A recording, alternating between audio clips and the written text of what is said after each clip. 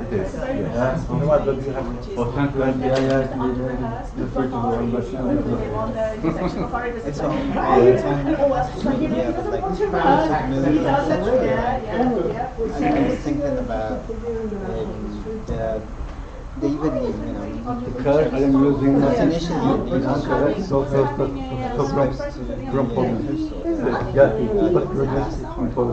an Opel or Fiat? Yes, Opel Abs. Our greatest technological achievement. Yeah. You really picked up on that. I agree with all of you about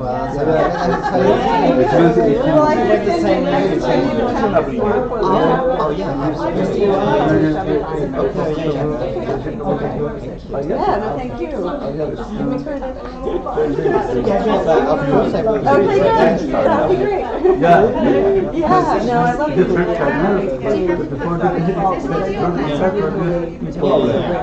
the French, German, German combination.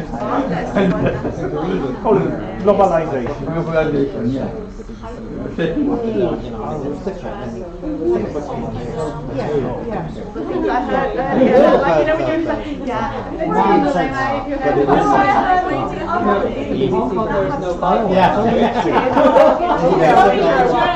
And I watched it. Like, this will make me like, oh, yeah, it's on YouTube. Okay, good, thank you. I didn't know that. I missed her talk this morning. It's a bit weird with the microphone, it's a bit like a metal.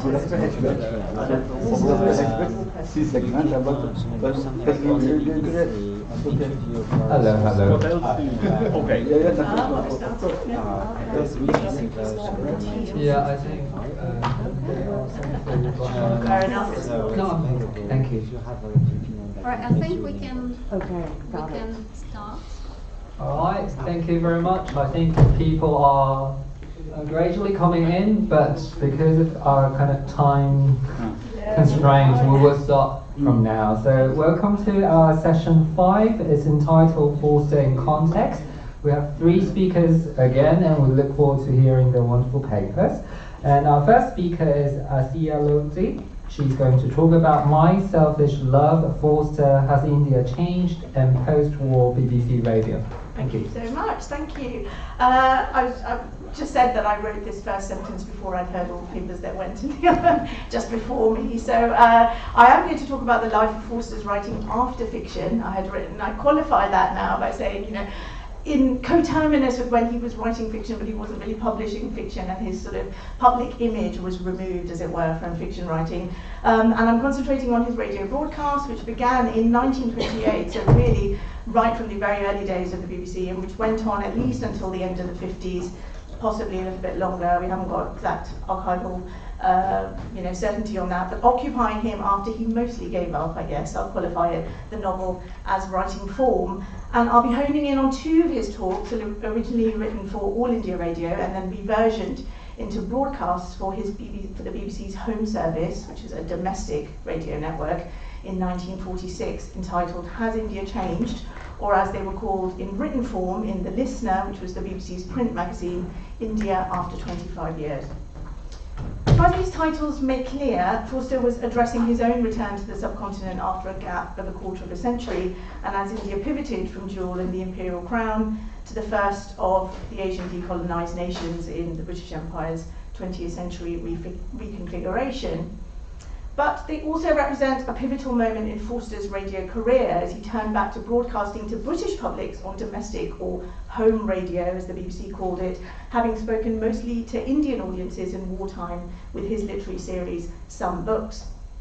This return would come to define the remainder of his mediatised speaking, anchoring Forster in the 3rd programme especially, which was another highbrow cultural radio network that began in Britain in 1946, and a relationship exemplified by his talk, I Speak for Myself, which crystallised the image in the early Cold War of the Western liberal writer on the BBC as free agent. Forster's reorientation from the overseas service, so that's broadcasting to India, to domestic radio, mirrors the BBC's own turn inwards from the international canvas of wartime broadcasting to the post-war landscape of Britain in what we could call the long 50s, if you like, so immediate post-war era until the mid-60s perhaps. It was an era marked by what some have described as the implosion of empire in Britain, bookended at one end by the Nationality Act of 1948 and by the final Race Relations Act and the Commonwealth Immigration Act of 1968 at the other, and which sparked both racist violence and rhetoric, as well as the growth of the liberal integrationist race relations industry in Britain. As the vital arm of post-war cultural regeneration, the BBC knew in the immediate moment after the war that to narrate the end of empire to Britain itself needed what it felt to be the right kind of voice. And Forster was that voice at this crucial historical juncture, his status and his talks revealing a great deal about the entanglements between liberalism, empire's end, and the politics of BBC Radio. It was, and it won't surprise anybody here, a voice at once avuncular, full of an unabashed selfish love of India and Indians, as he said, but also one amplified by liberal networks of influence at the BBC, and whose asymmetric values encoded his speech. These were networks rooted in branches of Cambridge intellectualism, we've heard a little bit about it earlier, and in the Indian civil service, personified especially at the BBC by two of Forster's Cambridge friends, George Barnes, the very first controller of the third programme, and Malcolm Darling, the head of the wartime Indian section. Both these men had long-standing Indian civil service or ICS connections. Barnes was the scion of an ICS dynasty. Darling, meanwhile, had joined the BBC after nearly 40 years in the ICS, holding roles such as the Assistant Commissioner of Punjab and later authoring two memoirs of ICS service, At Freedom's Door and in 1966, Apprentice to Power. Now, while these may seem tangential details to hardcore Forster scholars, both Barnes, Darling and Forster subscribed to certain shared ICS values that shaped their idea of India, to use Sunil Kalnani's phrase, and that in turn impacted on the BBC's construction and circulation of India's relationship to Britain in the twilight of empire. This was an India that contrasted with Kipling's racial chauvinism, for example, popular in the 40s on the BBC, and that was in contrast wrapped in the affection, warmth and personability first showcased in A Passage to India. But with that also came political cloudiness, a distancing from the nitty-gritty of the Indian nationalist project that made the liberal white Britain feel good about the morality and beneficence of empire as they saw it. This sidestepping of explicit political commentary, a hallmark of Forster's broadcasting persona, I would argue, chimed in with the BBC's use of literary prestige and what it called distinguished voices. From its very outset, the BBC had sought to nurture and bounce off literary status, tying its talks genre especially to the status of liberal Bloomsbury names like Forster, Desmond McCarthy, and H.G. Wells. Talks were a radio essay format where one speaker directly addressed the audience with a casual, intimate tone, and Forster was one of the holy trinity of Bloomsbury authors, in producer Lionel Fielden's words, that helped mould the voice of the corporation's Arnoldian cultural programming in its very earliest days. Writers like Wells and Forster were given the most high-profile slots, the weightiest topics, the broadest of canvases, giving huge range and reach. And in Forster's case, this led to about 130 talks, and those of you who follow his radio career, there's a big book of them, over a 3-decade career, and which prompted gushing on-air appreciations of his humanity and his intellectual stature, such as in novelist Rose Macaulay's tribute to him on the third programme in 1946, in which she praised him as a champion of individuals and of private life. It was this defence of a personalised perspective on British-Indian relations that defined Forster's radio career at large, but also his talks to British listeners in the immediate run-up to Indian independence. I belong to the fag end of Victorian liberalism, he told Home Service listeners in 1946, who tuned into his broadcast, The Challenge of Our Time. Going on, he said, I can look back to an age whose challenges were moderate in their tone, and the cloud on whose horizon was no bigger than a man's hand. In many ways, it was an admirable age. It was humane and intellectually curious, and it upheld free speech, had little colour prejudice, believed that individuals are and should be different, and it entertained a sincere faith in the progress of society. This was an iteration of liberalism then that was locked in a romanticisation of the past and centred on free speech and universality. The admirability of late Victorian and early Edwardianism and its moderate worldview was also, questionably I must say, read as free of colour prejudice, a colour-blind racial liberalism that prefigured in a way, the version that would come into force in 50s Britain, particularly with the founding of the Institute of Race Relations in 1958, also run by liberal ex-Indian civil servants, they were everywhere. Philip Mason, if anybody's ever read, he also wrote some novels and memoirs about his ICS days. But Forster's perspective appealed greatly to many BBC editorial and production staff as war neared an end. George Barnes had written to him from the talks department in March 1944 in the guise of a fisherman, in his words, trying to cast, as he said, another fly over this reluctant salmon, making the case for Forster to do a talk on an Englishman's love of India and using listener research as part of an arsenal to argue that the British public were most anxious, as he said, to hear from the writer. His tactics eventually worked, with Forster broadcasting a number of talks after war's end on the Home Service, and then, as I said, going on to become an iconic third programme voice. And Barnes knew the dimensions and depths of Forster's love of India, especially his subscription, as we were hearing in the earlier panel, to a doctrine of personal affection. Along with Malcolm Darling, there he is, if you know him, Forster first encountered this ethos in Cambridge under the guidance of tutor Goldsworthy Lowes Dickinson, who was also mentioned, I think, in Nico's paper, who embodied the values of Victorian liberalism's end days, so cherished in his broadcasts. Dickinson encouraged his protégés to elevate the art of friendship and conversation, framed by platonic ideals, or questionably platonic ideals of love, which filtered through to Bloomsbury. But Darling had also found a renewed urgency to affirm this credo when confronted, like Philip Mason and all these liberal civil servants in India, with the realities of civilian work. Darling had found British administrators to be draconian, retrograde, wrapped in the Pakistan lifestyle in which Britain and India kept firm social distance from one another, and which was so sharply captured in Forster's sketch of British posturing in A Passage to India. And critical to both Forster and Darling was the enactment, as you're all aware, of personal friendship with Indians, best symbolised by their decades-long camaraderie with the Maharaja Devas, I think I've said that right, Tsukuba Rao. He was, memorialised by Forster most famously in The Hill of Devi.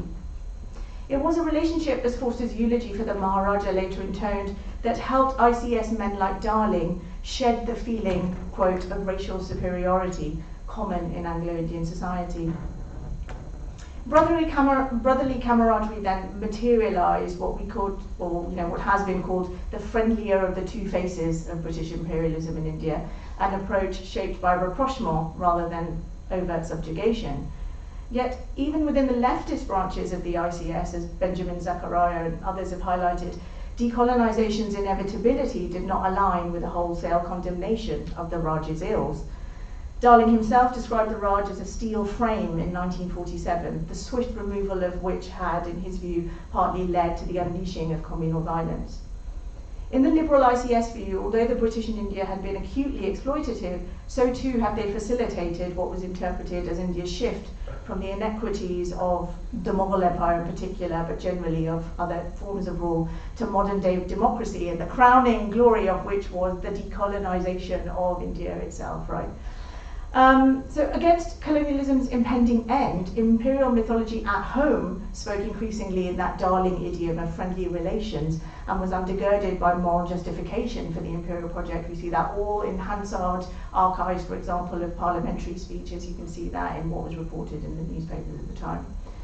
At the BBC, the friendly or liberal branch of the ICS did not necessarily have the upper hand.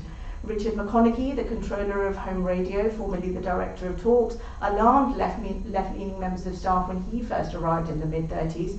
His list of ICS triumphs was widely considered, quote, a Kipling-esque dossier of deeds wrought on the Indian frontier.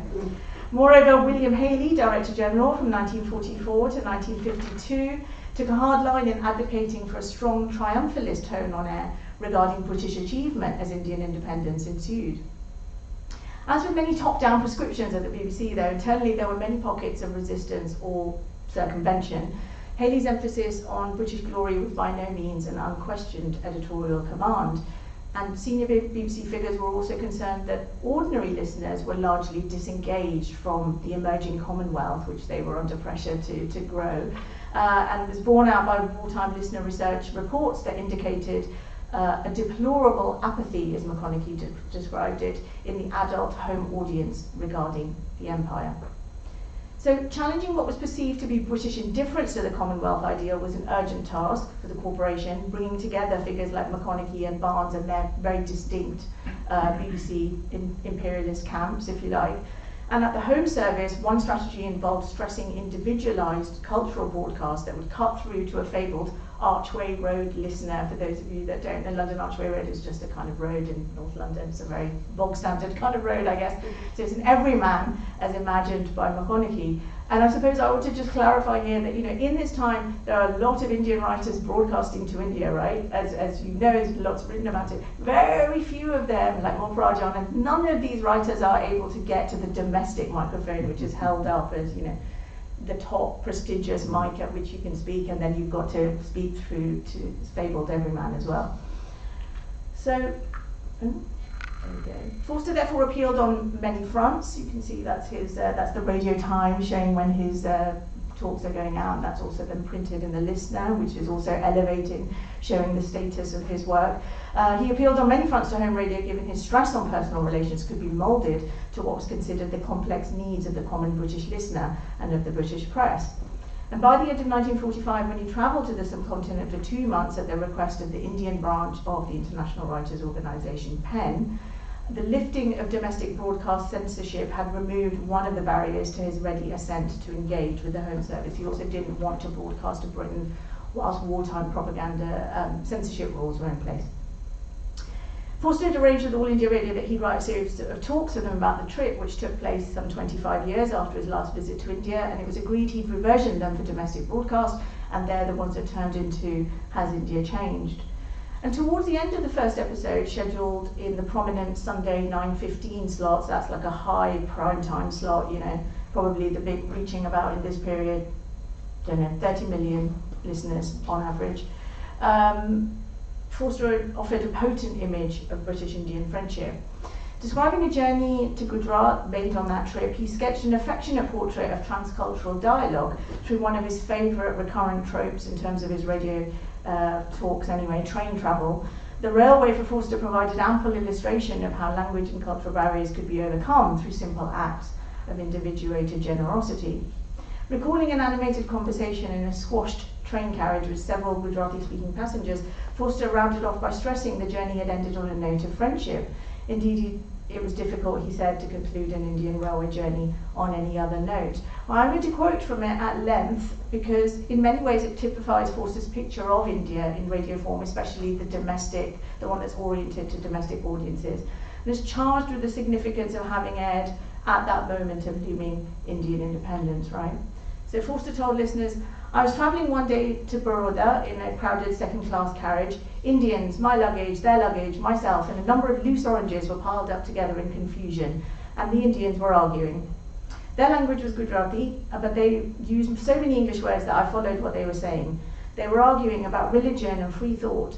I intervened and was welcomed into the conversation, which was now carried on entirely in English, out of courtesy to me.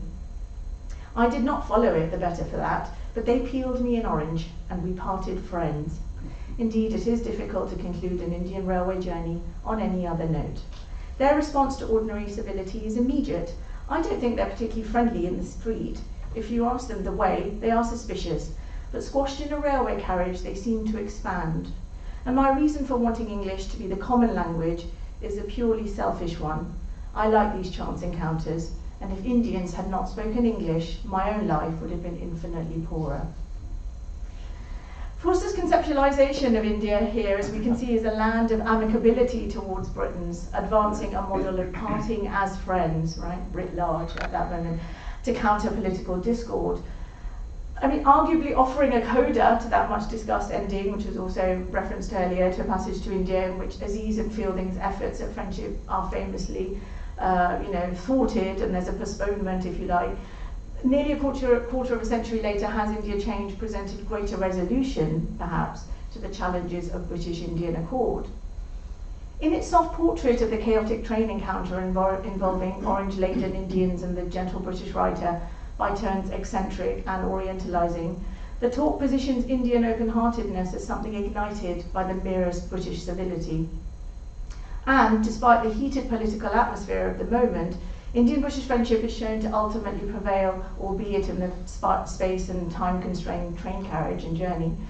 Camaraderie is presented as a fruitful outcome and as a signal that previous obstructions to its inevitable march were coming to an end. Parting as friends carried a symbolism then, of course, at that moment of colonial rupture, gesturing towards a recasting of geopolitics marked by amity in a hope that official decoupling would allow for a flourishing of harmony and concord. And I suppose Forster's leaving his friends model of decolonisation, if you like, offered at one level an alternative to the one hinged on that kind of Kipling-esque idea of an explicit recounting of imperial triumph. And yet, or the but, which has occurred in everybody's talk so far, I think, and yet his paradigm of record still clung tightly to colonial logics. Within the train carriage, a contact zone emerged, if we use Mary Louise Pratt's term to signify highly asymmetric relations in colonised spaces, and where goodwill functioned unevenly to smooth over disputations. Kindness was tied to the continuation of the English language in India, which had been a big talking point at that Penn conference that Forster had been at, a topic interrelated with politics, Forster noted, as was everything, he said, at the historical juncture of 1945 and 1946, but which his talk skirted around. A cheery resolution was of course reliant on Indian largesse on the part of those who spoke English, on Forster's account. This reaffirmation of the British personalised take on geopolitics to me echoes, as Edward Said and others have written of the passage to India, a disrespect for the very real aims of Indian nationalists. Despite the fact that Indians in the immediate post-war period were more than ever occupied by politics, and which Forster noted that they expressed, quote, vehemently more than they did a quarter of a century ago. I mean, what else would they be talking about? Has India Change submitted that the principle of individuated companionship was paramount? Even more so, its mechanisms entailed the privileging of the colonial apparatus, both linguistic and cultural, even in second class. Old I am, he said, but did I do any good? This is in the second episode of the talk that he gave. Admitting to his own conceitedness, Forster adjudged that he had. I wanted to be with Indians and was, he declared, and that is a very little step in the right direction. Forster's implication that British culture itself would be poorer for a lack of interchange with India and that the British-Indian connection must continue to be nurtured in the decolonial moment rested, I think it's clear, on the residues of an imperial power dynamic. And the problematics of this imbalance were ushered away through a retreat to the personal, to the avowal always of a selfish love of India. And colonial guilt, operating in many different dimensions, but in the liberal dimension, could in this way be assuaged. Although he admitted to limitations by telling listeners that, quote, to the tragic problem of India I have contributed no solution, Forster continued to maintain that no good could come of any attachment to a political creed. The difficulties thrown up by decolonisation could only be overcome, for Britons at least, by sticking to a nostalgia for an earlier gentlemanly liberalism. Through his words, British publics learned that an individual vision of companionship must be favoured, even as its very essence traded on and perpetuated the very logics of colonialism. Thank you very much.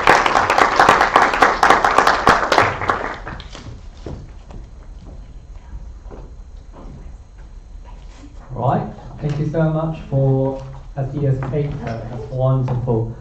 Our second speaker is Paulina Pająk. Her paper today is to be the Bloomsbury group in Interwar Poland, from Lady into Fox to a passage to India.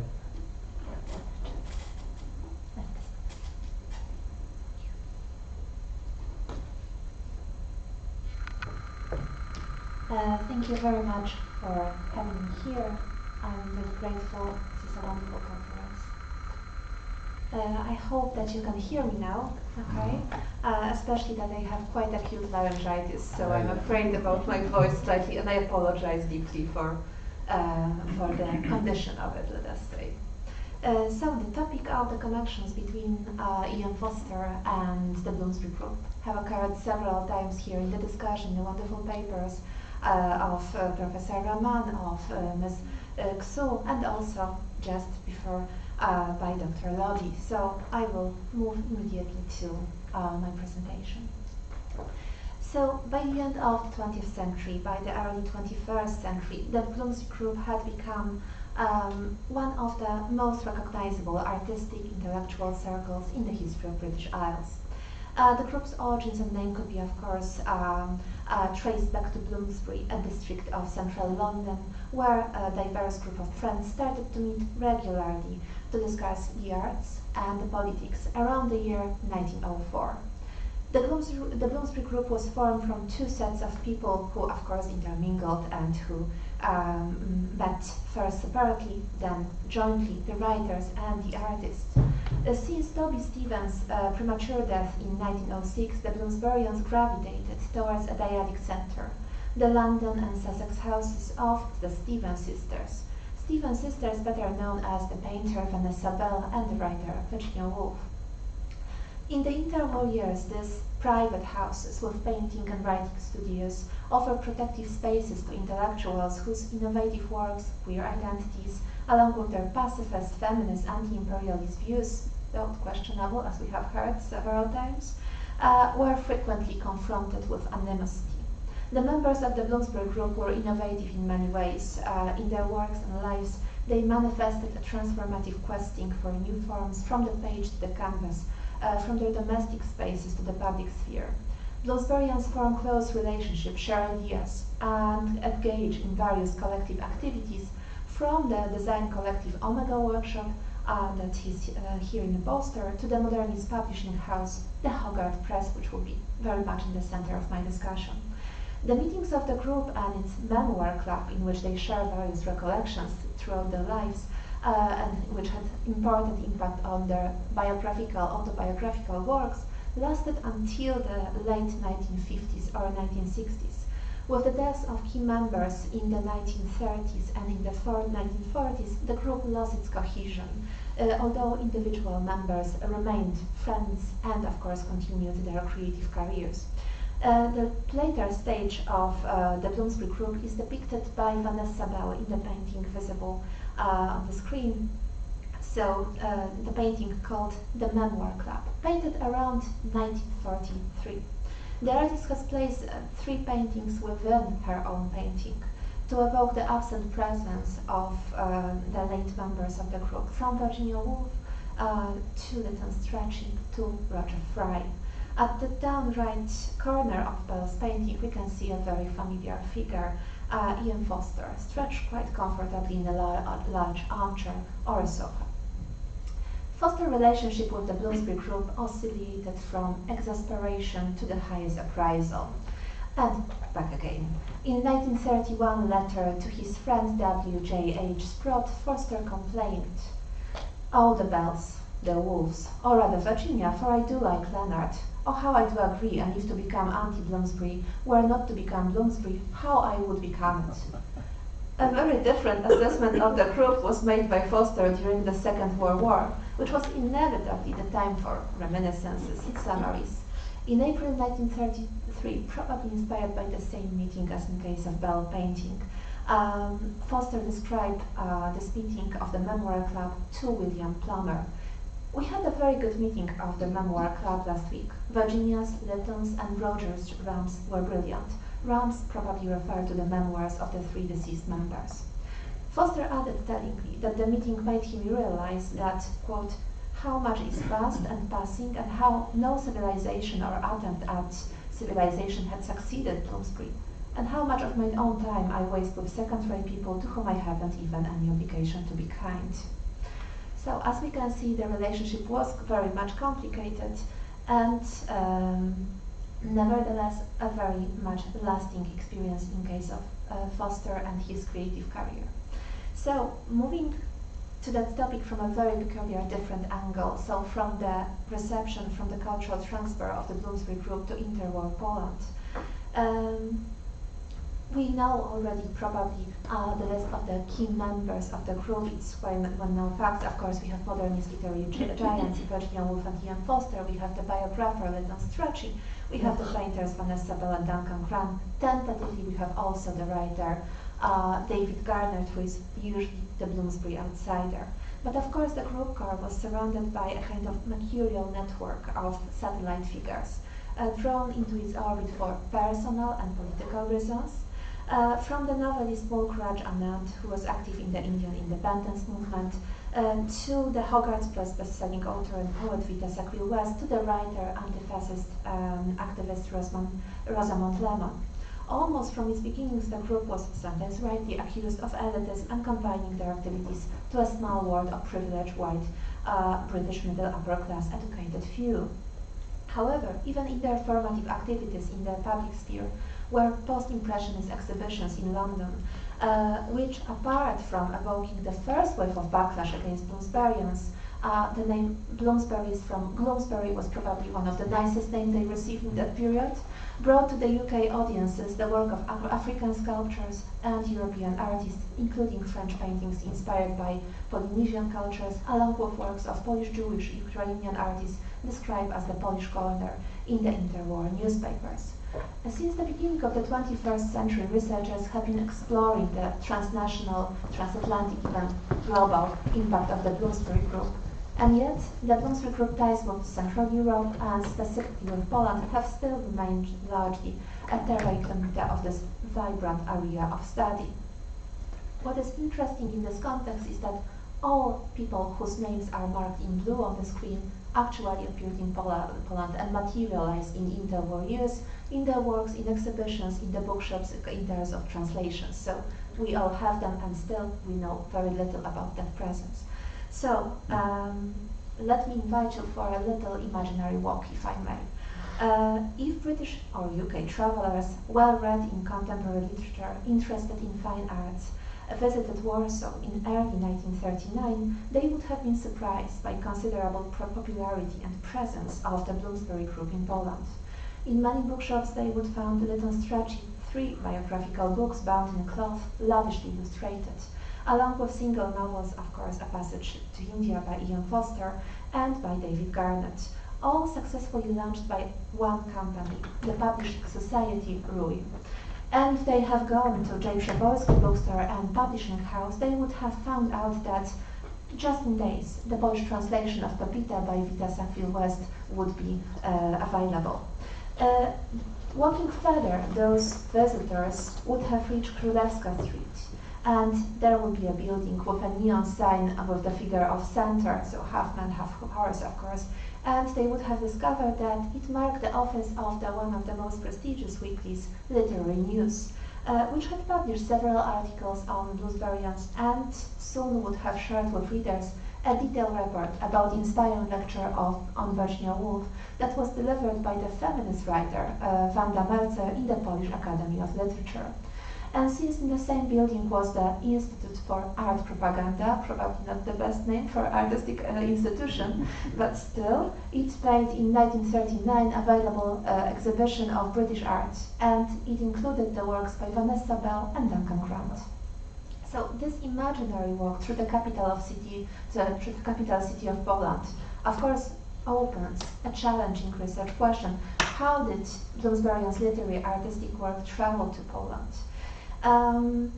Still, the early Polish reception of the group remains relatively unknown, as I have mentioned. Mostly researchers focus on the individual reception studies. The most in-depth, I would say, meticulously reconstructed work was done by Professor Fordoński in case of E.M.F.S. Forster and his interwar connection to Poland.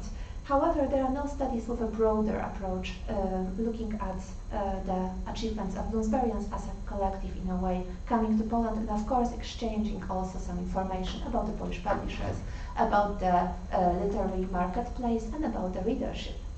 So, in my project, I'm looking at the cultural transfer of Bloomsbury Group to interwar Poland.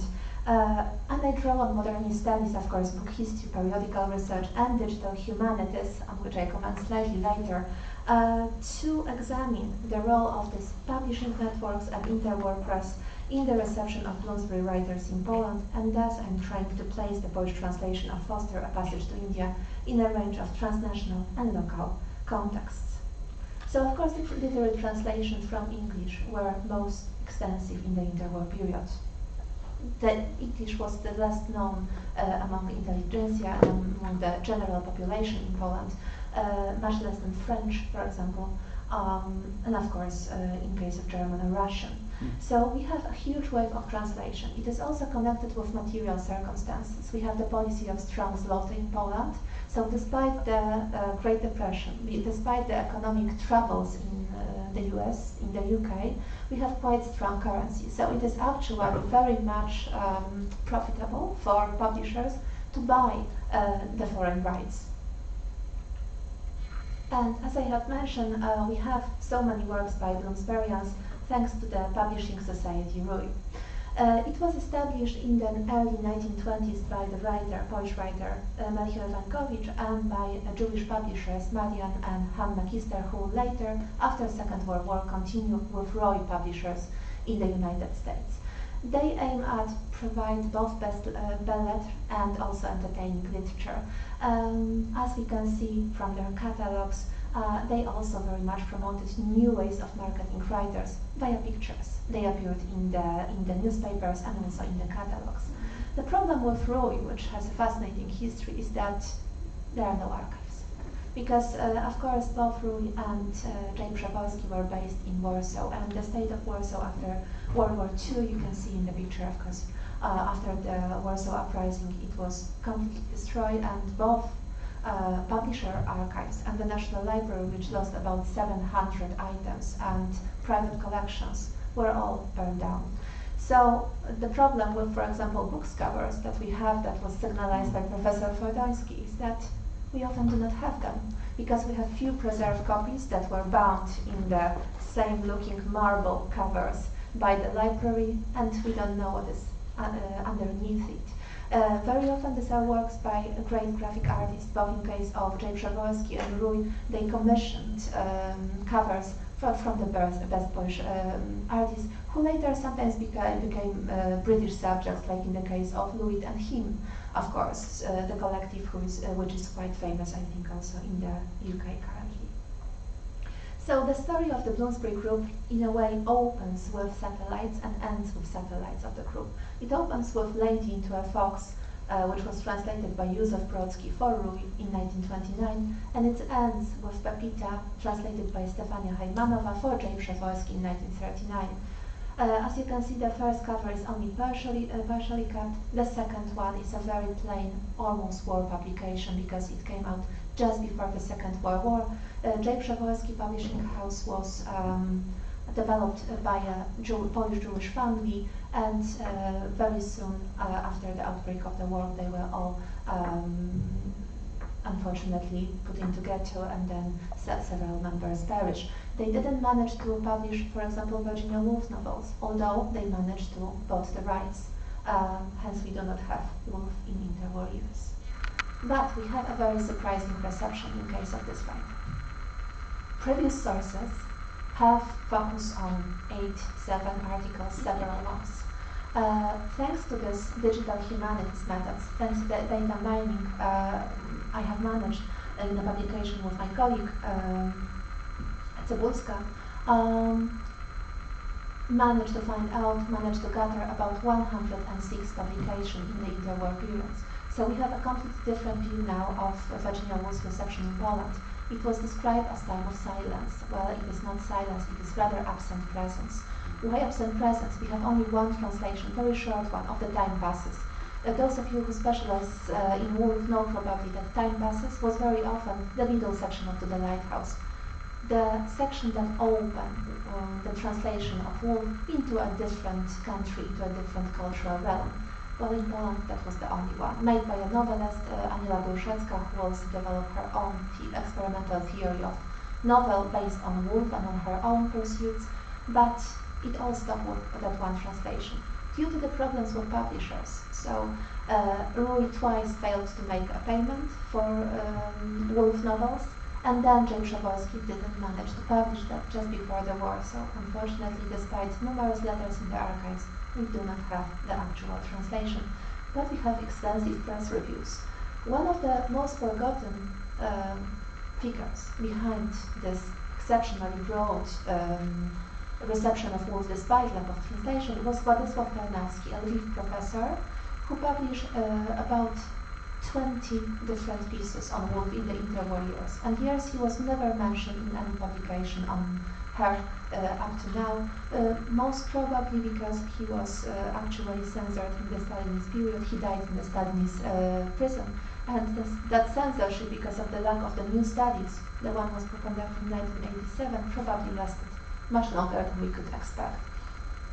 Tartowski has a kind of love-hate relationship with the writings of Woolf, quite similar also to, I would say, late E.M.F.S reaction to her feminist views. So this was also quite hostile, for example, in terms of the welcoming of 3 guineas. He thought, for example, that this feminist pacifist is not something that is actually possible in the face of the World War II. But as we can see, generally, Woolf's work was very much praised, like here by Świątek or by Skarbek in the quotations.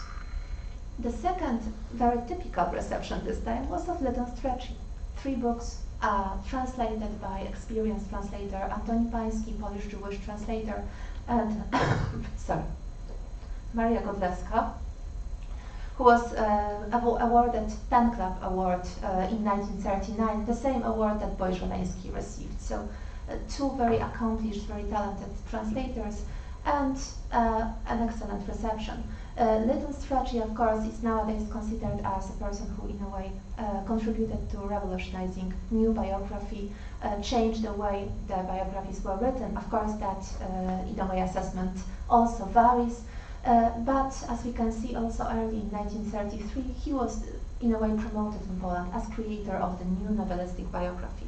He was also criticized by historians, also in case of Poland, who simply did not believe that novelistic biography, novelistic history is something that actually have any sense of meaning, okay? So there were also some critical voices, but generally he was very well received. And we have about 87 publications. And as I mentioned, this time the reception is typical. So in 1936, in December, we have first publication of Strachey of Queen Victoria, and then we have a substantial rise in the publication on him, about 38 that so far I've managed to find out. And last but not least, but E.M. Forster. 1938, the first and only translation, but of the whole novel.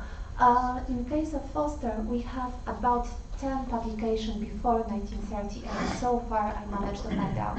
But in case of Forster, and that's different from Woolf and Strachey reception, the search with data mining is much more challenging because he had very popular name. So the problem is that, for example, in 1938, 1939, we have the leader of Gdańsk fascist, who is also called Forster, but Albert. So some of the results that we received are absolutely far away from the writer. The assessment of Forster's work, of course, appear about once a year in various newspapers, in both popular one and literary one. He was described, for example, in the popular daily Kurier Polski, that typical of him or his work is a mixture of fantasy and psychology. But then an important parallel was brought up. Of course, the parallel that was so well here discussed during the conference, especially by Dr. Booth, so the parallel between Kipling and Forster. So we hear that Forster in the Polish press, in the Voices of Polish Press, is presented as a successor of Kipling, as an exotic writer. Forster after Kipling, the successor of Kipling, Kipling and Forster. These are all the headings from the interwar newspapers. And of course, we know how problematic is that parallel, but still, Roy publishers used that in their marketing. Kipling was a well-known name. Roy, did not publish his works because they were already considered more or less passé due to their colonial, we may say, overtones and aspects, their imperial message. So Kipling was published, for example, by Penny Library, so very cheap one. And Penny Library translated also Moby Dick, but with a title Sea Beast. So you can imagine what was the expected readership here, very different than from Rui, despite its entertaining aspect. So Rui publisher decided to present Forster as an irreverent and anti-colonial writer.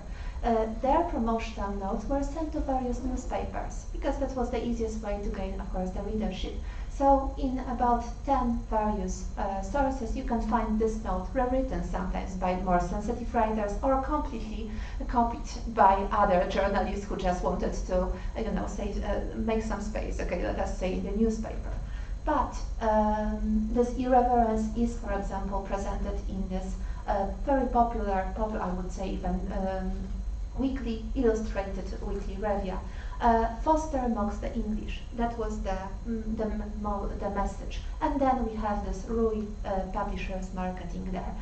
Of course, it was also in the political vein of criticizing the English due to the policy of appeasement before the Second World War. So, for example, in that weekly, next to the information about Forster's new novel, A Passage to India, that was brought in a translation, and that he is a new Kipling who is irreverent, anti-colonial, very much presenting a satirical mirror to his society, there was a caricature presenting, presumably, English Prime Minister on the verge of the Second World War, waiting, okay, various rumors that are surrounding British politics. So it was in a way connected with the general criticism of the current policy towards Hitler.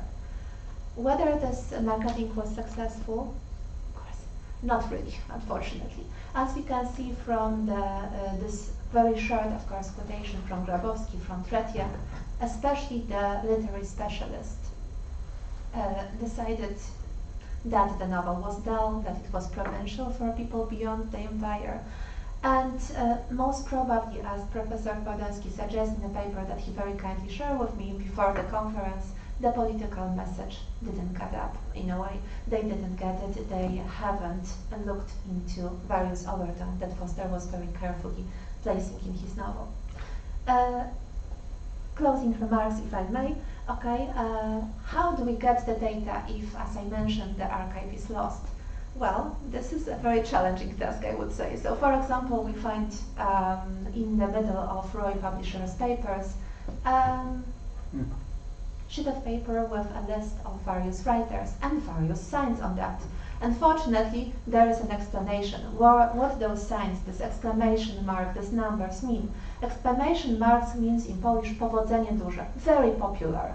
And we have that next to Lytton Stretchy, and you need to believe me that it's also next to E.M.F.S Forster, because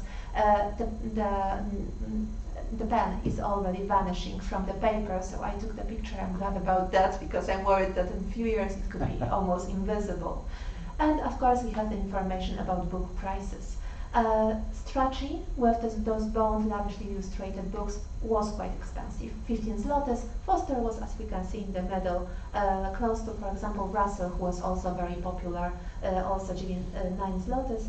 And we have that information, of course, through the marketing in newspapers. I'm also looking in my project at various meetings, various crossing, various connections between Polish intellectuals and, of course, the Bloomsbury group.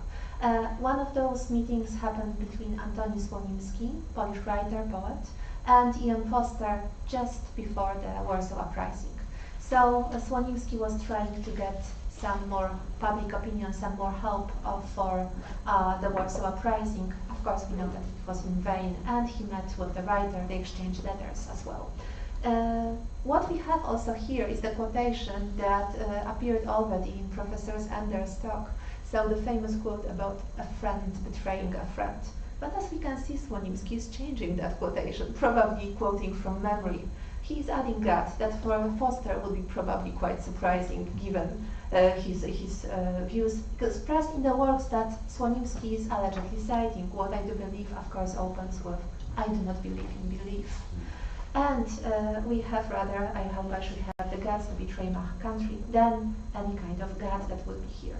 What is, however, interesting is that the fear that Słonimski, in a way, connects to the gut, Forster originally connects to the fellow citizens, who is able to make a phone call to let know the police that such views are, in a way, expressed and could scandalize the modern reader, as we can see. I'm very happy to tell you that I'm going to get, I received just a huge funding for that. So I will be able to spend 3 years in the archive. See you later after that happy period. Thank you so much.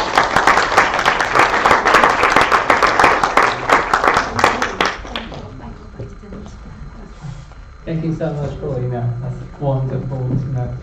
Right, our last speaker in this session is Lawrence Jones, and the title of his paper is "The Very Soul of the World is Economic, the Liberal Aesthetics of Howard's End, and the Portrayal of Leonard Bast." So we're going to listen to Lawrence about Howard's End. Okay. Yes, thank you. Right. Thank you. Right, okay. So just to introduce myself first, I'm Lawrence Jones, and I'm a PhD student at Reading University in England, and my thesis examines the portrayal of the lower middle class in the novels of, not all the novels, but a selection of novels by Forster and also Virginia Woolf, because a lot of clerks and sons of shop owners appear in their fiction. I was just interested to find out why that is.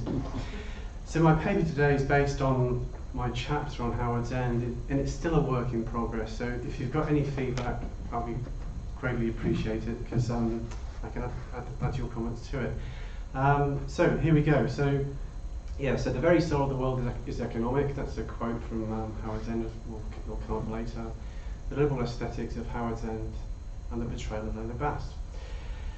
So in his 1934 biography of his friend Galsworthy Lois Dickinson, E.M.F.S. Forster reminisced about the Independent Review journal. Published between 1903 and 1908, the review was supportive of a collectivist form of liberalism, or a leftist form of liberalism known as New Liberalism, not neoliberalism, New Liberalism, the two are distinct. So Forster purchased the first issue of this short-lived publication at a London Railway Station bookstall in October 1903. With its Roger Fry illustration, which you can see on the cover behind me, Forster believed that the journal was, this is his quote, "It was not so much a liberal review as an appeal to liberalism from the left to be its better self." So that was a comment he made in 1934. So I want to look today at Forster's evolving liberalism and how it influenced his writing of Howard's End. In the first decade of the 20th century, Forster, I think, reveals a sympathy towards a collectivist liberalism which aimed to be more responsive than its classically liberal predecessor to issues such as poverty and deprivation. New liberalism wanted to make society fairer through the introduction of welfare schemes like unemployment insurance and the improvement of access to education, both of which I think are themes in Howard's End, or issues in Howard's End. I will highlight in my paper how the drafts and the published version of the novel reveal an affinity towards new liberalist social values through its depiction of Leonard Bast. So basically my argument is I think that Forster is more sympathetic towards Leonard Bast than has been seen by some critics. I hope it's convincing. So from the mid to late Victorian period, classical liberalism was the dominant political ideology in Britain. So it was a capitalist endeavour characterised by a policy of non-intervention, which effectively meant minimal state intervention, low public spending, and a lack of social welfare provision. For those of you who live in Britain, you recognise those three policies of the current Tory government, I'm sure. So during the last 2 decades of the 19th century, however, the laissez-faire ideology was increasingly questioned by prominent liberals, who saw it as unethical because it took no account of the chronic social problems then prevalent in Britain. Theorists such as Leonard Hobhouse argued that what was needed was an organic conception of society in which there existed a nexus between an older form of liberalism which emphasised individual freedoms and a new liberalism which aimed at the achievement of common interests and social liberty. New liberalism sought to reconcile liberal notions of competitive commercialism with socialist concepts of collectivism whilst holding firm to liberal ideals of individual freedom and human progress. It wanted to change liberalism so that it adopted a more progressive form of politics whilst endeavouring to distinguish it from socialism. So it wasn't fully left, it was just the socialists were rising at the time and the Liberal Party realised we have to change, we have to change our policies or values towards those less fortunate in society, otherwise we lose votes basically. So it was a change which appealed to voters. On the back of its new Liberal agenda, the Liberal Party won a landslide victory in the 1906 general election, which is about other things that are going to happen in Britain in a couple of weeks' time. Classical liberalism, however, did not suddenly disappear after 1906. So, as Greg Chase has recently highlighted, by 1910, which is when Howard's End was published, British society was embroiled in a contentious debate over what form liberalism should take as a more socially progressive strand of liberal politics, i.e. new liberalism, increasingly challenged the principles of the older classical version of liberalism. So these ongoing debates between an older form of classical liberalism, as it was known, on the one hand, and a newer manifestation of social liberalism or new liberalism on the other, are present in the pages of Howard's End. And they're debates which influenced Forster's depiction of Leonard Bast. So classical liberalism is represented in Howard's End by the Wilcox family's imperialist enterprise that will keep England going at a time when the very soul of the world is economic. I can't forget the name of it, Imperial British Rubber Company or something, I can't remember the name of it. So, however, on the flip side, it's a doctrine which is not concerned with the very poor. That's a quote from the novel, or a quote from the narrator. So social Darwinism permeates the pages of Howard's End. Henry Wilcox's classically liberal stance is evidenced by his dismissive comment to the Schlegel sisters that, quote, "the poor are poor and the more sorry for them, there it is," end quote. His rejection of the idea of implementing any form of relief to help poor people like Leonard is indicated when he advises the Schlegel sisters to not get, quote, "carried away by the absurd schemes of social reform," end quote. In contrast to Henry, the Schlegel sisters represent a more progressive form of liberalism which engages with social problems such as poverty, and they attempt to resolve such issues altruistically. In a debate with her friends on how best to help poor people like Leonard, Margaret wants to maximise his freedom by giving him money because, quote, "to do good to one, or as in this case to a few, was the utmost she dare hope for," end quote. The idealists and political economists, as they're called in the novel, who oppose Margaret in the debate, want to instead set up collectivist programmes which Leonard and others like him will benefit from. So resources such as a free library and rental subsidies are mooted. It sounds serious, but it's quite a comical argument, a light-hearted argument. So these are programmes which Margaret dismisses as your socialism, an accusation which suggests she's not only opposed to socialism, but also proto-socialist new liberalism, as one critic refers to it.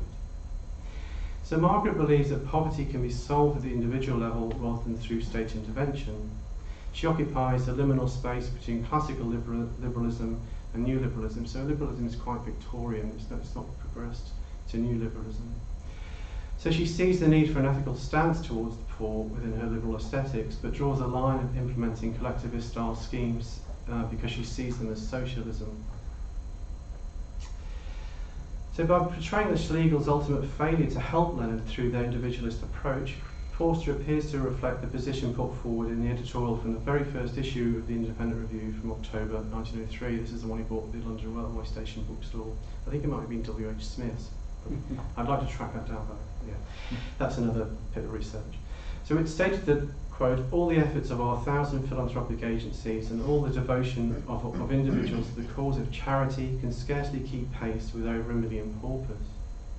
So from the review's perspective, what was needed was, quote, "direct intervention of the state to replace private initiative." In their desire to assist Leonard at an individual level, the Schlegel sisters therefore fail to see that state intervention is now needed. Their individualist philanthropy is no longer effective in the early 20th century.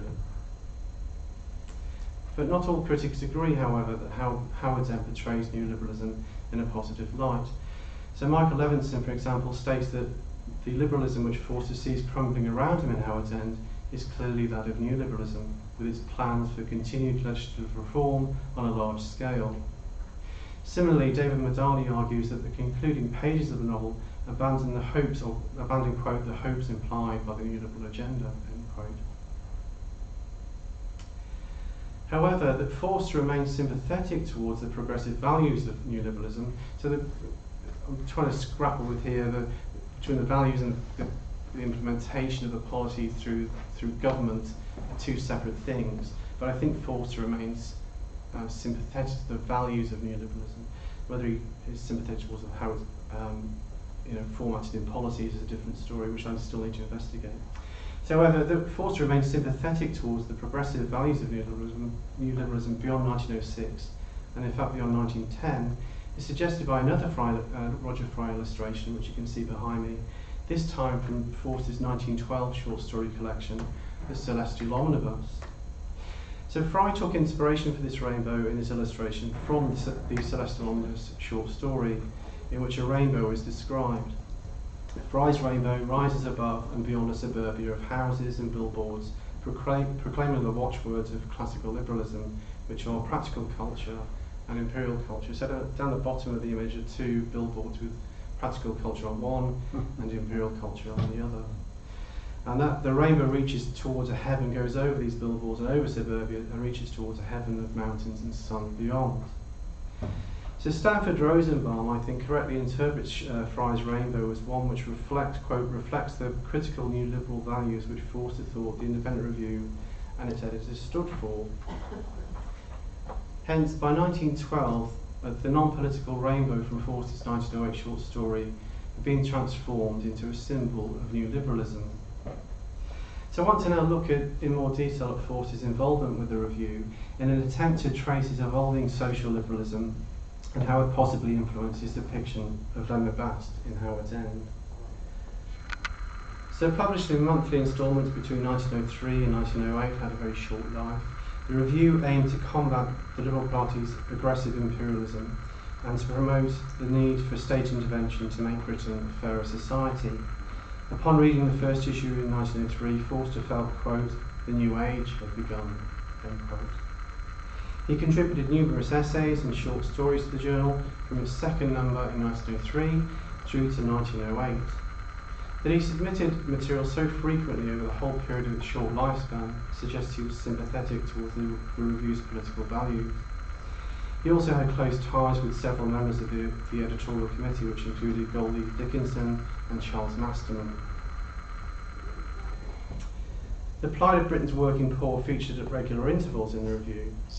In the December 1906 issue, for example, the trade unionist and social worker Gertrude Truckwell published an article which raised awareness of the quote, bad conditions of employment and the low rates of wages in Britain. It was an article which continued the theme of Charles Masterman's 1904 piece for the review, in which he shared his understanding of how Britain's unemployment figures continued to increase when there was an economic downturn. In his article, Masterman states, "At every time of depression, the numbers of unemployed are recruited in dismal fashion by large additions from those who have collapsed from the classes above into the slime and welter of the abyss."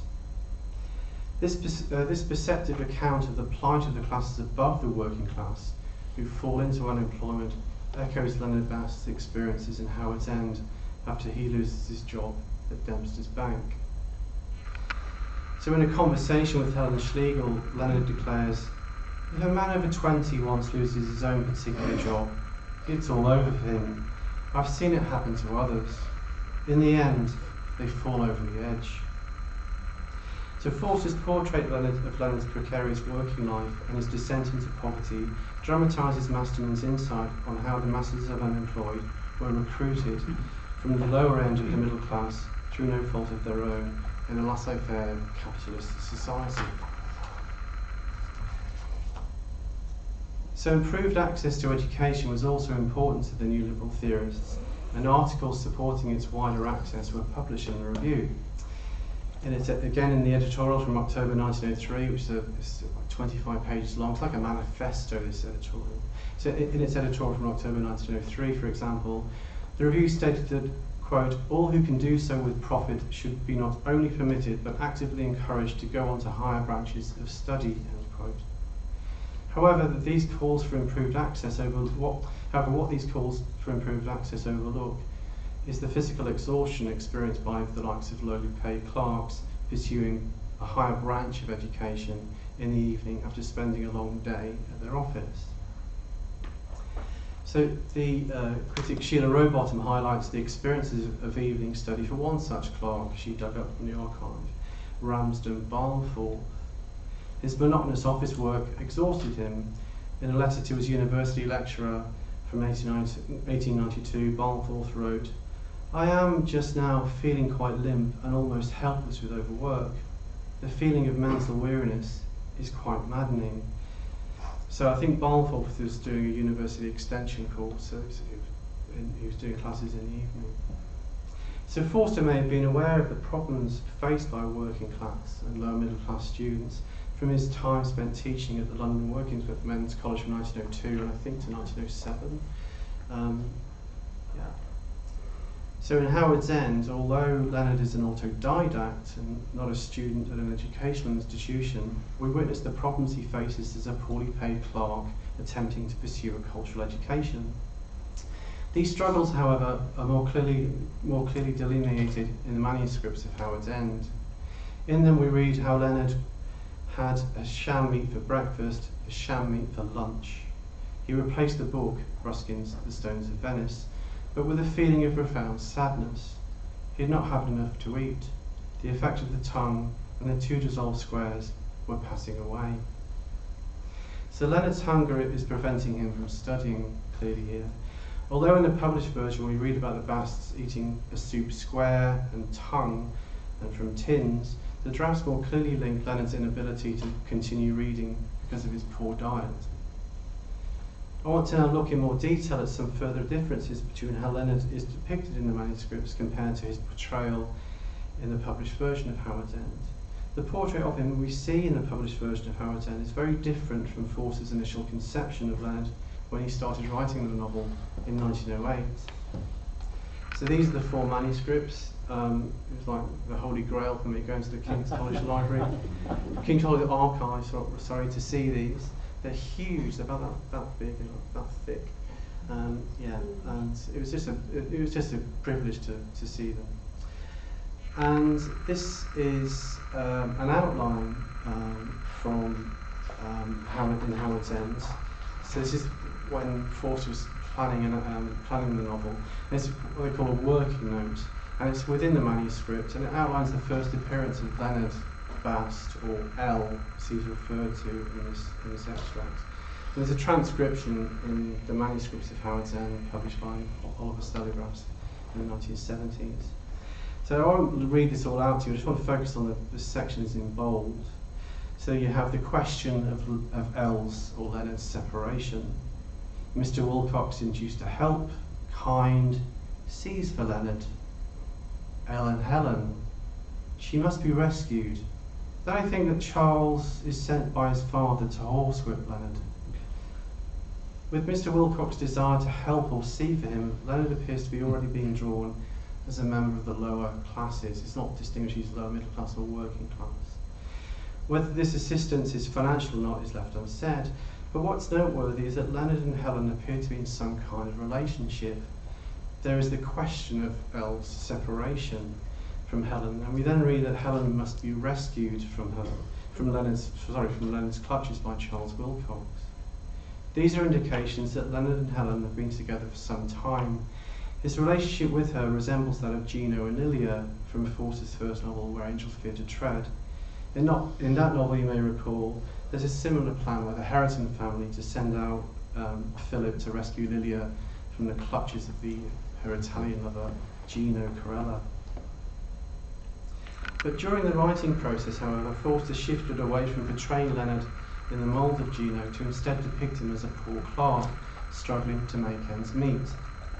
Instead of a cad Helen needs rescuing from, Leonard is portrayed in the published version as someone who is in danger of, quote, joining the unemployable, unquote, and falling into the abyss after losing his job.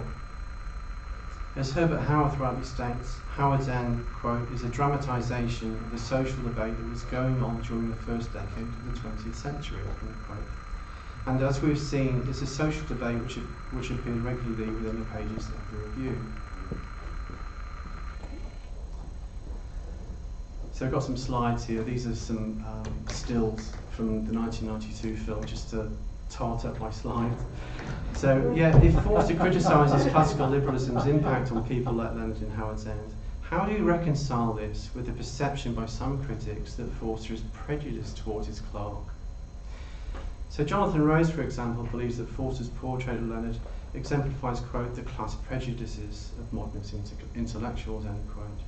Similarly, Frank Kermode claims that, quote, Forster could not bear Bast or his wife and made sure they were pitiable, even repulsive, end quote. Quite strong criticism there. I could have gone on, there's John Carey, and there's lots of other critics who critique Forster for his portrayal of Leonard. These views are based on the Leonard Bast we see in the published version. But by analysing the novel's manuscripts alongside the published version, we see how Forster's editing technique causes a discordance between how Leonard is portrayed in the manuscript to how he is depicted and perceived in the published version. In her analysis of the Howard's End manuscripts from the 1970s, Mary Pinkerton highlights that Forster initially constructed Leonard's character by personalising him with the use of pronouns and interior monologues. Pronouns and interior monologues which Forster later discarded or heavily edited. In the manuscript, there are nearly 5 pages of text from chapter 41 that failed to make it to the published version. They contain observations about Leonard and insights into his thoughts, and in the months after his they contain insights into his thoughts in the months after his night spent with Helen at the Shropshire Hotel. We get, for example, a graphic description of his descent into poverty after he loses his job. This is a quote from the manuscript. One day he, Leonard, sat thinking at Trafalgar Square. They, Leonard and Jackie, had got through the winter somehow. They were so poor that they made his relatives uncomfortable, end quote.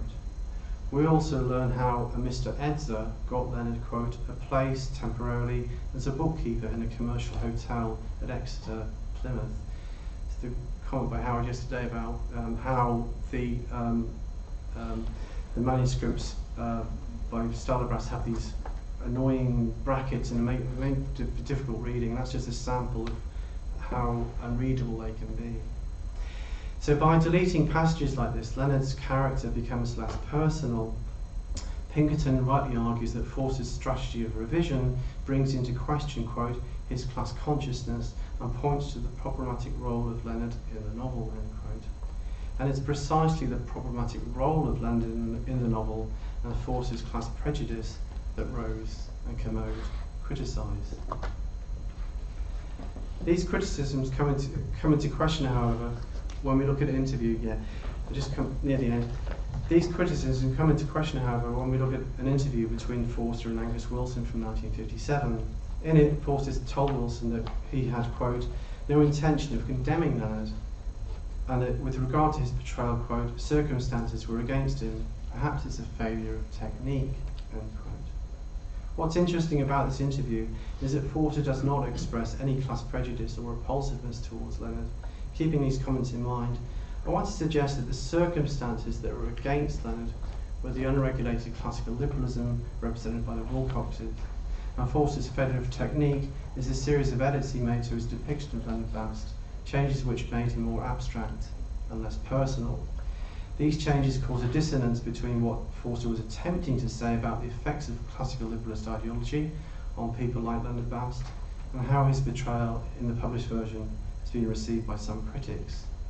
In conclusion, from initially depicting Leonard Bast as a cad like Gino Corella from Where Angels Fear to Tread, Forster's portrayal of his London insurance clerk becomes one in which the social problems facing the poor are raised, and they are social problems which featured regularly in the review. Whilst Forster was drafting Howard's End, he remained sympathetic towards neoliberalism's proto-socialist values, and through Leonard, he critiques laissez-faire liberalism's unethical approach to society's poor.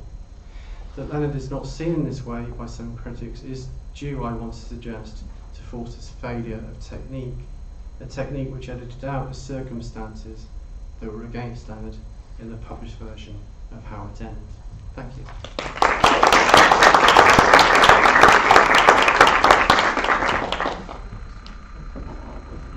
Thank you so much, Lauren. Thank you. Could I invite Paulina and Aasiya to come? I think we have about 5-10 minutes for questions, okay? I think I see how it's at. Yeah, you don't like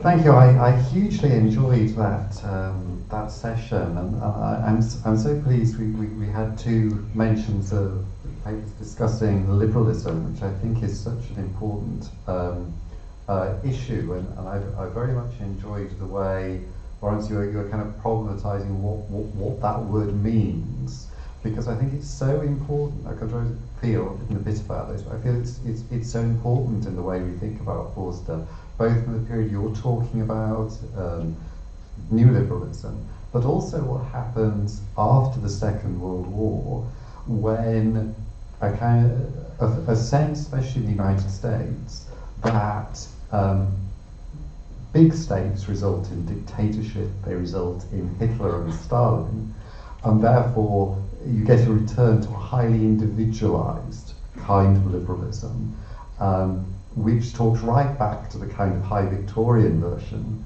and the new liberalism period, which also happens in places like France and Germany, the idea that you needed a bigger state, at least initially, so people could gain the education, gain the time and the ability to think, that would then allow them to fulfill themselves as individuals. And of course that's had such a huge effect on Forster's reception, because many of the founding texts of Forster criticism come from during or just after the Second World War in the United States. So there's this very interesting possible misrecognition of Forster. So I think neoliberalism is so interesting and so important. And I suppose my question, or kind of a few points, is really for as you're in the first talk, because I'm so interested in those radio talks. It's wonderful that we are hearing more about them. But I suppose one of the things that I often think is, what would the position of Forster be that we want him to take, that was available at that time? In other words, are we demanding that he wasn't the person we would like him to be, but at a later date? In other words, we're asking him to think wholly outside of his own time. And there are certain kind of counter cases that come in, just suggesting. One is that the neoliberalism and Goldsworthy, Lowe's, Dickinson, one of its outcomes is proposing the League of Nations. So the idea, therefore, of interchange and talking is the best option that one has. Second point, which I discovered purely by accident, it's in the Lego notes, actually, the BBC Talks, that the same broadcast where he reviews T.S. Eliot on Kipling, he was banned by the producer from mentioning K.L. Shalvankar's The Problem of India. But he still mentions Shalvankar, so he's pushing back. And who stopped him from that? Who's that producer? It was, of course, George Orwell. And for a further kind of, sort of just to point, I don't know, I felt that there were kind of just possible further kind of sort of textual things here. Was the railway carriage in British writing about India as a point where people leave their houses? Women may come out of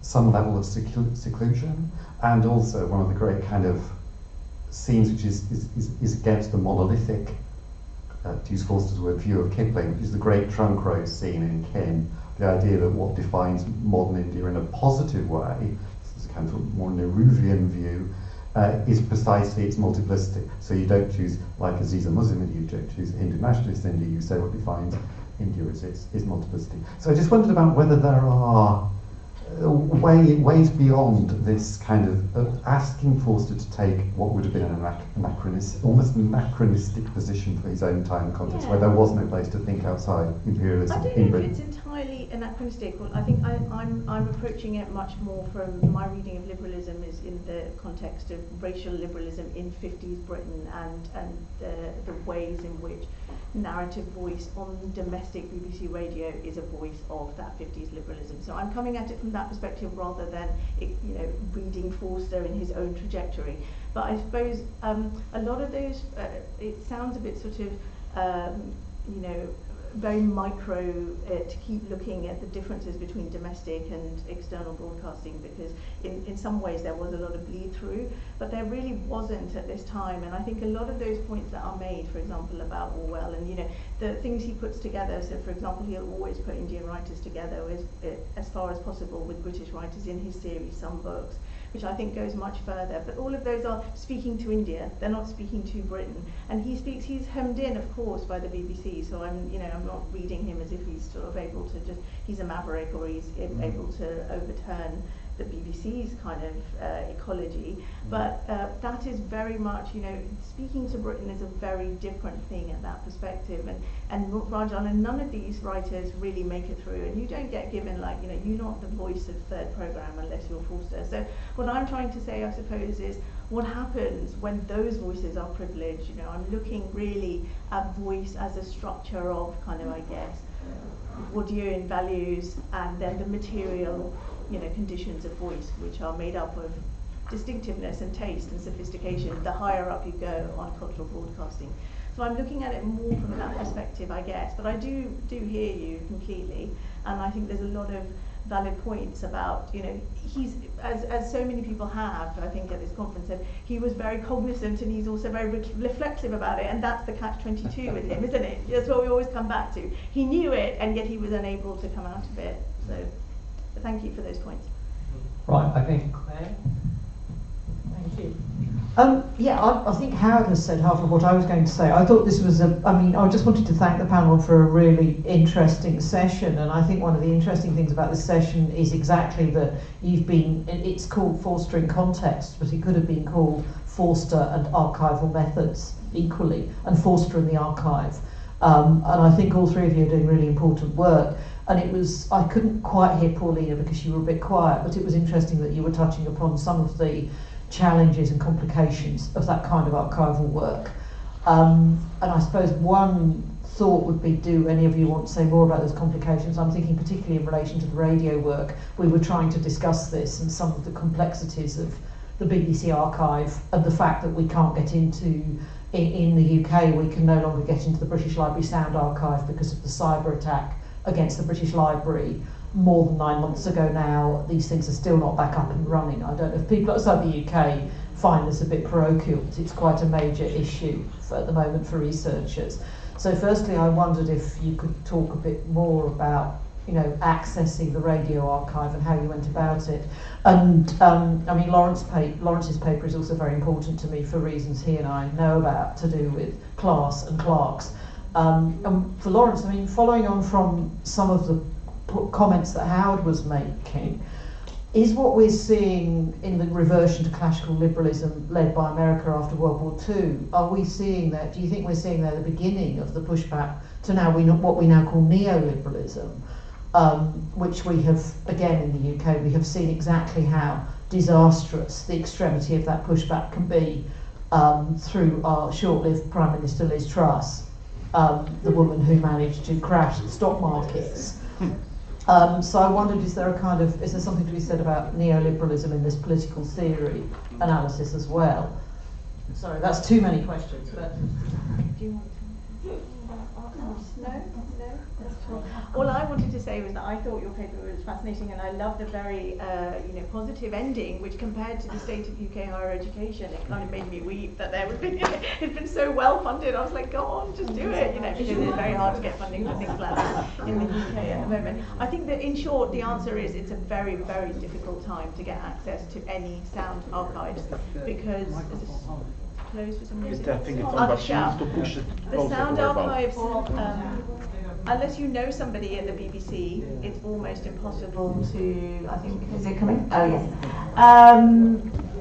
Yes, the British Library is actually subject to a ransomware attack, so its data is being held for ransom, and it turns out, in fact, that The Guardian had, which is a major British newspaper, also was subject to a ransomware attack, and they paid off they paid it in Bitcoin, and the British Library has refused to pay the ransom demand. So then essentially it's been disabled since last October. it's been disabled, so you can't actually even look through the catalogues of what is extant as Sound Archive, let alone gain access to some of the Sound Archive. Although I did do a little genome search for you. If you haven't ever used BBC Genome, anybody use that? It's a free to use. It's no longer called Genome. They've tried to reduce the genome-less usefulness of it. Oh, I see. If you just type in anyway BBC Genome, you'll get to it, and that will at least tell you if it was listed in the Radio Times, which I showed you an extract from. So not everything is shown in the Radio Times. Which is what I was doing this morning. Yes, but the Radio Times was a Billings, an advertisement thing. Hold on. So I did in fact search for Howard's End, and I saw that in 1958 it was a version was aired that Stephen King, who was a great British radio modernist producer, did a version of that. So you might want. But yeah. Well, there's a TV version of that by the 60s as well. It's the same adaptation starring Glenda Jackson. But it's easier to get to TV adaptations and film adaptations than it is. Well, no, the point is the 60s. Hang on, is that somebody from the British Library or is that someone from the BBC Archives? Yeah. Okay, hang on. I think because we have so many questions now, so I think David has one as well, Yana, and are you alright? Is that question asked? Can I let Lawrence answer what he was going to answer? Yeah, do you want to say something about that? Lawrence hasn't answered his point yet. I was going to escape. Push the microphone closer. Yeah, the response to neoliberalism. I think, I think I mentioned in my paper that in Britain we have no social welfare or very little benefits of becoming non-existent for poor people. And Forster was writing at a time when that was being challenged. We are getting that challenge now, isn't it? I would say that we want to. I'm hoping this next Labour government, although is it Labour is questionable, they will change things. Become more socially fair, as Labour parties or Labour governments tend to do. So it's a kickback against neoliberalism. We'll have to see what happens in America. It's too early for that.